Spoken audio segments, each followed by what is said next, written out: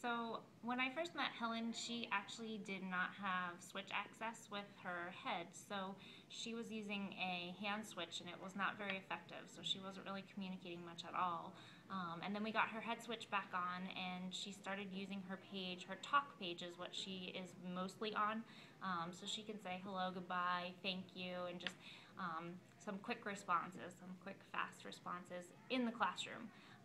And then we started talking about core vocabulary because Helen is not initiating that often, so we wanted her to be able to come up with some novel utterances that she would be motivated to use. So Deb and I started talking about core and went to a conference at the IU and just started playing around with it, and now Helen is using the Gateway 20 and she can navigate from one screen to another. She goes to like the describing page to tell me things like more, as you saw in the video.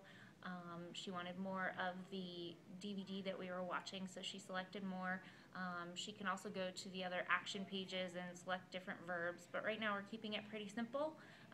She's using I, you, want, make, play, watch, and a couple others, but it's giving her a lot of opportunity to communicate in the classroom too. Tell us a little about the vocabulary activity from the other day. The vocabulary activity that I gave her, I was giving her a choice. Do you want to play a game? Do you want to make a bracelet? Or do you want to watch a DVD? So the first thing that she told me was she wanted to make a bracelet. So after she communicated that, I laid out all the different beads, and then she could tell me which bead she wanted to put on the bracelet next. And when she was finished with that activity, I said, what do you want to do next? Do you want to play a game, or do you want to watch a DVD? And then she was able to tell me watch DVD, and then we got to watch the Three Stooges. So that's great. There was a vocabulary item from class. Oh yes.